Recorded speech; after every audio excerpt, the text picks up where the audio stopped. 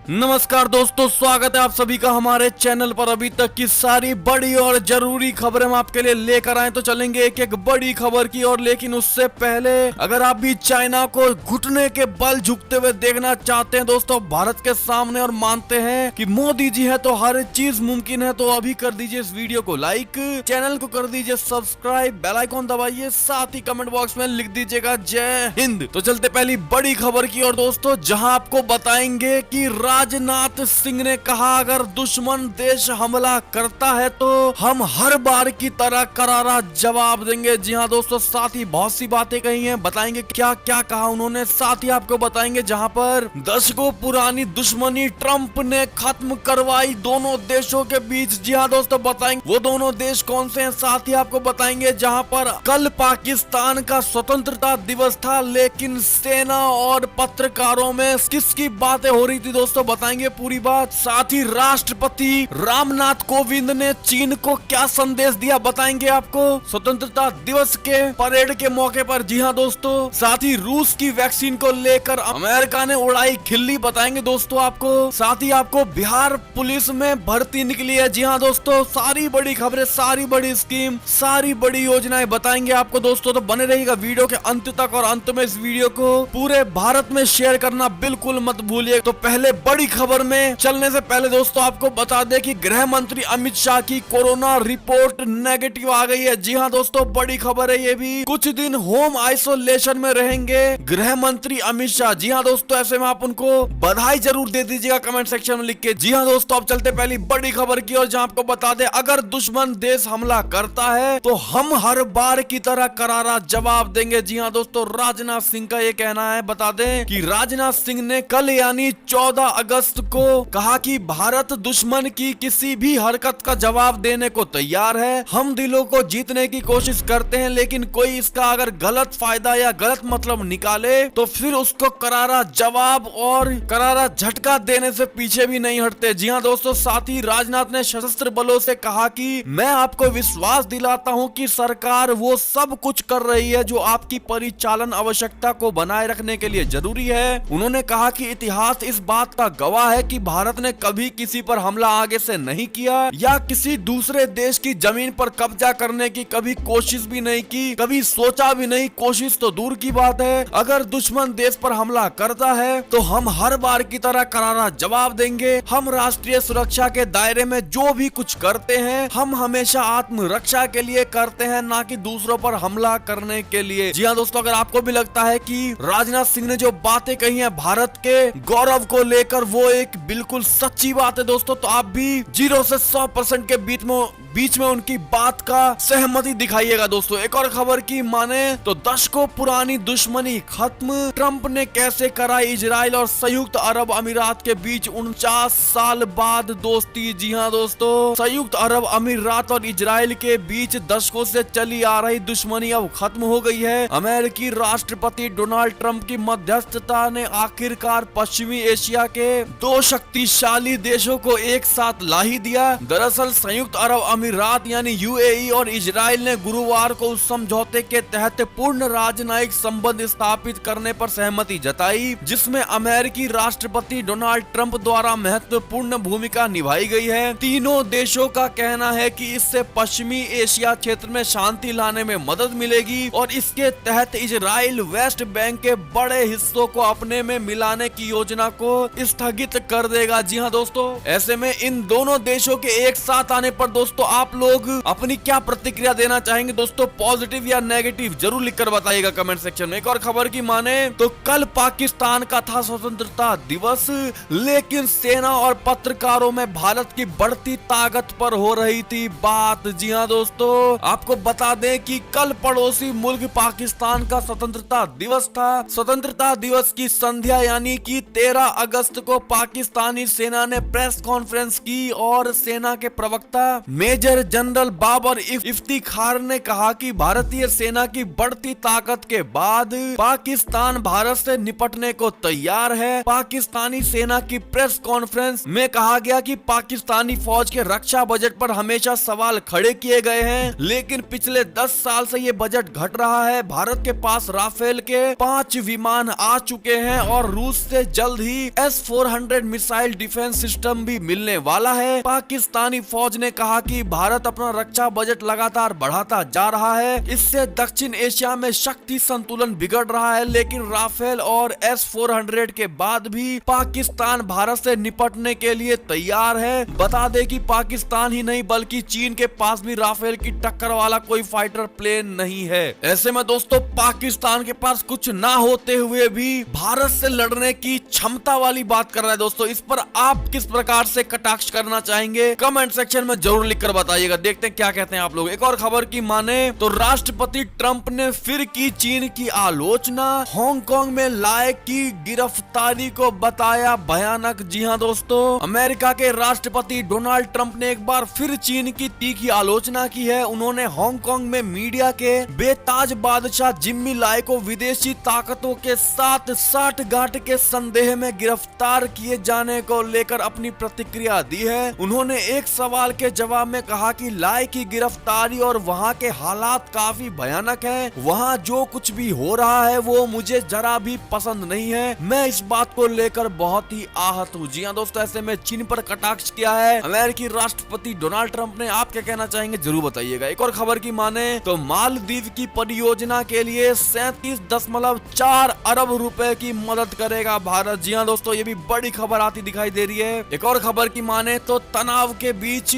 America ने Venezuela की ओर जा रहे ईरान के तेल के टैंकरों को रोका। जी हाँ दोस्तों, अमेरिका के राष्ट्रपति डोनाल्ड ट्रंप के प्रशासन ने वेनेजुएला को ईरान की ओर से तेल पहुंचाने की कोशिश कर रहे 4 टैंकरों को जब्त कर लिया है। अमेरिकी अधिकारियों ने बृहस्पतिवार यानी 13 अगस्त को बताया 2 प्रतिबंधित देशों पर दबाव बढ़ाने के लिए ये कार्रवाई की गई है। वॉशिंगटन में पिछले महीने संघीय अभियोजकों ने एक मामला दर्ज किया था जिसमें आरोप लगाया गया था कि बिक्री की व्यवस्था ईरान के रिवॉल्यूशनरी गार्ड कॉर्प्स के साथ संबंध रखने वाले एक व्यापारी द्वारा की गई थी। रिवॉल्यूशनरी गार्ड कॉर्प्स को अमेरिका एक आतंकवादी संगठन घोषित कर चुका है। उस समय प्रतिबंध विशेषज्ञों का मानना था कि अंतर्राष्ट्रीय जल क्षेत्र में अमेरिकी अदालत के आदेश को लागू करना असंभव होगा। एक और खबर की माने दोस्तों तो इजराइल के राजनयिक संबंध स्थापित करने को लेकर यूएई पर बरसे ईरान और तुर्की। जी हाँ दोस्तों, बड़ी खबर है। ये भी संयुक्त अरब अमीरात द्वारा इजराइल के साथ अपने राजनयिक संबंध सामान्य करने पर ईरान और तुर्की ने शुक्रवार को उस पर गहरी नाराजगी जाहिर की है। दोनों देशों ने यूएई पर फलस्तीन से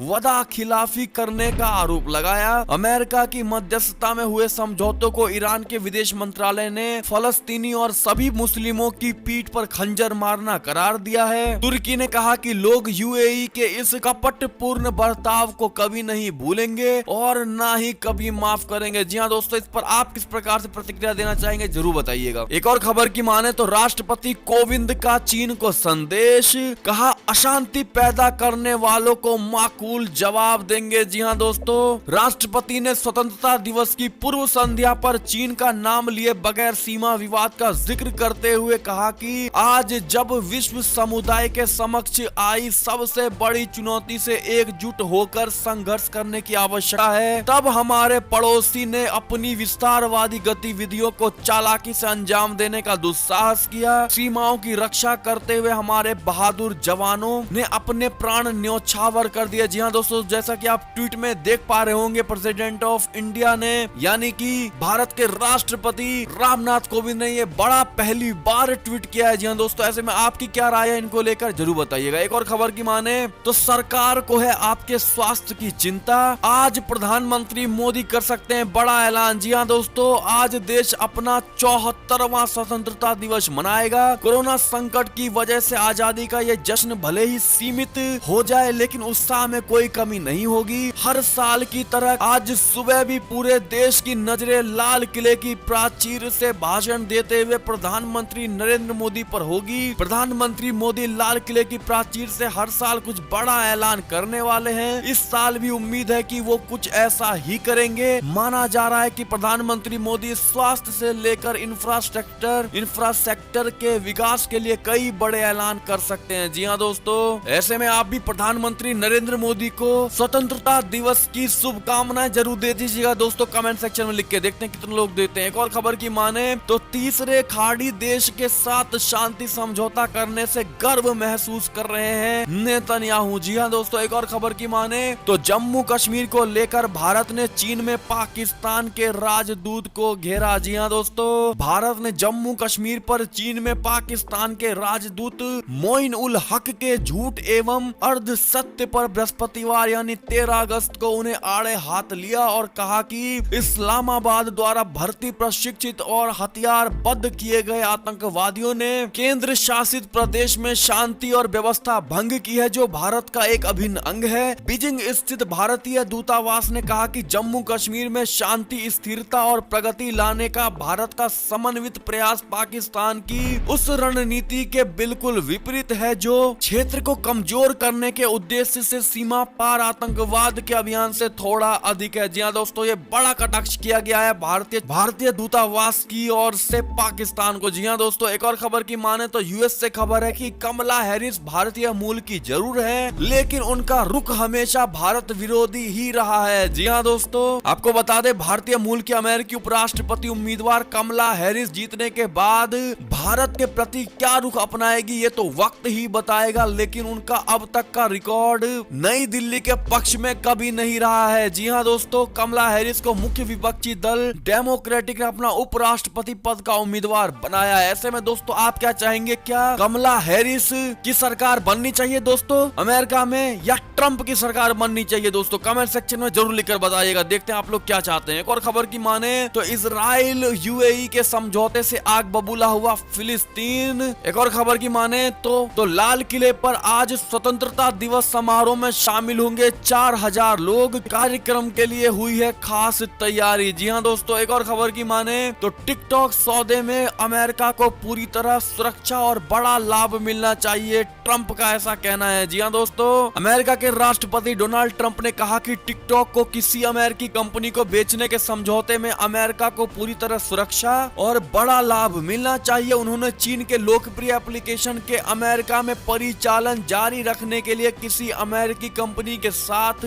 करार करने की 15 सितंबर की समय सीमा पर जोर देते हुए ये बात कही है। जी हाँ दोस्तों, इस पर आपकी क्या राय है दोस्तों? क्या टिकटॉक को किसी अमेरिकी कंपनी को खरीद लेना चाहिए दोस्तों, हाँ या ना? जरूर बताइएगा। एक और खबर की माने तो रूस की कोरोना वैक्सीन की अमेरिका ने उड़ाई खिल्ली, कहा बंदर के लायक भी नहीं है। जी हाँ दोस्तों, दुनिया की पहली कोरोना वैक्सीन बनाने के दावे के बाद रूस अब बाकी दुनिया को भी वैक्सीन बनाने में मदद करना चाहता है। रूस के अधिकारियों ने CNN को बताया कि उन्होंने कोरोना वायरस की वैक्सीन को लेकर अमेरिका के ऑपरेशन वार्प स्पीड को सहयोग की पेशकश की है। ऑपरेशन वार्प स्पीड एजेंसी का गठन अमेरिका ने कोरोना के इलाज और कारगर वैक्सीन को लोगों तक जल्द पहुंचाने के लिए किया है। अधिकारियों का कहना है कि अमेरिका ने रूस से किसी भी तरह की मेडिकल मदद लेने से इनकार कर दिया है। रूस के एक वरिष्ठ अधिकारी ने CNN को बताया कि रूस को लेकर अमेरिका अक्सर संदेह की स्थिति में रहता है और मुझे लगता है कि वैक्सीन टेस्टिंग और उपचार जैसी तकनीक में हमारी मदद ना लेना भी उसी अविश्वास का नतीजा है। जी हाँ दोस्तों, आपको बता दें कि एक अमेरिका के सार्वजनिक स्वास्थ्य अधिकारी ने कहा कि रूस ने जैसी वैक्सीन बनाई है वैसी वैक्सीन का इस्तेमाल हम बंदरों पर करते हैं। जी हाँ दोस्तों, तो ये बड़ी ही बुरी तरीके से कटाक्ष किया गया है रूस के इस वैक्सीन पर। आप क्या कहना चाहेंगे दोस्तों? आपको कितना यकीन है रूस के वैक्सीन पर? जरूर बताइएगा 0 से 100% के बीच। साथ ही एक और खबर की माने तो पाकिस्तान ने बोला कि भारत 5 राफेल ले आए या 500 राफेल, हम लड़ने को तैयार है। जी हाँ दोस्तों, इस पर आप क्या कहना चाहेंगे जरूर बताइएगा। एक और खबर की माने तो नेपाल में चीन की अतिक्रमण के बारे में लिखने वाले पत्रकार की मौत। जी हाँ दोस्तों, नेपाल के गांव पर कब्जे को लेकर चीन के खिलाफ खबर लिखने वाले पत्रकार बलराम बनिया की रहस्यमयी परिस्थितियों में मौत हो गई है। इसको लेकर बड़ा खुलासा अभी तक नहीं हो पाया है, लेकिन जैसे ही कोई बड़ी खबर आती है दोस्तों हम आपको जरूर बताएंगे। लेकिन शक यही है कि पत्रकार अपने सरकार के खिलाफ था, जिसको लेकर सरकार पर बड़ी ही संदेह वाली नजरिए से देखा जा रहा है दोस्तों। ऐसे में आपकी क्या राय है जरूर बताइएगा। एक और खबर की माने तो जम्मू कश्मीर में